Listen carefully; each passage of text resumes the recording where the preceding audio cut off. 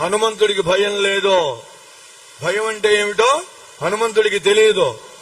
అంతేకాదు ఇంకొక విశేషం ఏమిటంటే, ఆంజనేయ స్వామికి భయం లేదు సరికదా, తన భయపడే వాళ్ళకి భయాన్ని పోగొట్టడం తెలుసు, అభయం ఇచ్చి భయపడని రావణాసురుడు లాంటి వాళ్ళకి భయాన్ని కలిగించడం తెలుసు. అందువల్ల స్వామి చాలా క్రోధాన్ని తెచ్చుకున్నాడండి. ఆ ఊపు కోపం తెచ్చుకుంటే తప్ప చేయలేడు.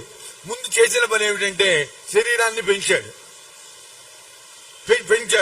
పెంచి ఊరు వేగే నమగత ద్రుమాన్ క్షేప్తుం అధారభతు, తన ఊరు వేగంతో చెట్లని పడగొట్టడం మొదలు పెట్టాడండి. చేత్తో కొడుతున్నాడు, మోచేత్తో కొడుతున్నాడు, కాలుతో తంతున్నాడు. ఎంత బాగా తన్నాడు అంటే దేవతలు వచ్చి బాగు చేద్దాం అనుకున్నా కూడా బాగుపడటానికి వీలు కానంతగా అశోకవనాన్ని ధ్వంసం చేయడం మొదలు పెట్టాడు.